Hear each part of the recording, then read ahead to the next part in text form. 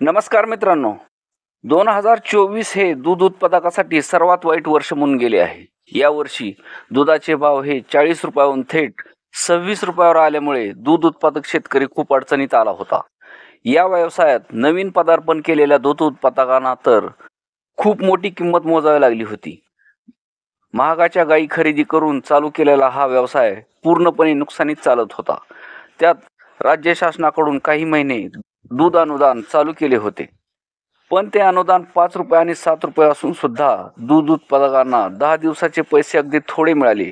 त्यामुळे यात नेमकी गडबड काय झाली हे तपासण्यासाठी राज्यातील प्रत्येक जिल्ह्यात आता भरारी पथक नेमले जात असून हे पथक अनुदानाचा लाभ प्रत्यक्ष शेतकऱ्यांना मिळाला का नाही, किंवा शेतकऱ्यांनी प्रत्यक्ष दूध संस्थेला किती दूध घातले आहे, अनुदानाची रक्कम दूध उत्पादकाच्या बँक खात्यात जमा झाली आहे का नाही, याची खातरजमा करण्यासाठी हे पथक काम करणार असून हे पथक थेट शेतकऱ्याच्या गोट्याला भेट देऊन आणि बँकांमध्ये जाऊन खात्री करून पडताळणी करणार आहे. सध्या अशी पथके अहिल्यानगर, सोलापूर, सांगली, सातारा, पुणे जिल्ह्यात पाठवली असून या योजनेचे क्रॉस व्हेरिफिकेशन सुरू करण्यात आले आहे. बाकीच्या जिल्ह्यातही अशी पथके येणार असून त्या आलेल्या पथकाला दूध उत्पादकाच्या अडीअडचणी माहीत होणार आहेत.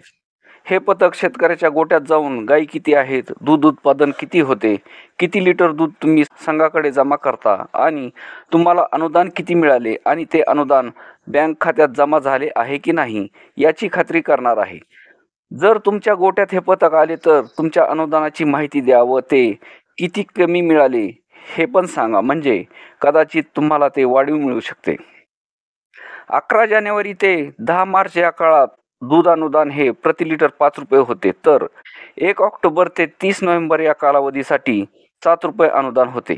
त्यासाठी 3.5 फॅट आणि 8.5 SNFचे दूध व त्यासाठी सहकारी संस्थांनी दूध उत्पादकांना 28 रुपये भाव देण्याचे बंधन टाकण्यात आले होते. दूध अनुदान हे अजून शासनाकडे येणे बाकी आहे. ते अजूनही जवळजवळ 400 कोटी रुपये येणार आहेत, कारण आतापर्यंत 2 टप्पे झाले आहेत. तिसऱ्या टप्प्यात अनुदान वाटप हे या तपासणीनंतर मिळणार असल्याने शेतकऱ्यांना थोडी वाट पाहावी लागणार आहे, असे विभागाकडून सांगण्यात आले आहे. तरी मित्रांनो, आपल्या अडीअडचणी या पथकासमोर मांडून उर्वरित अनुदान लवकर देण्याची मागणी करावी, म्हणजे ते लवकर मिळेल. धन्यवाद.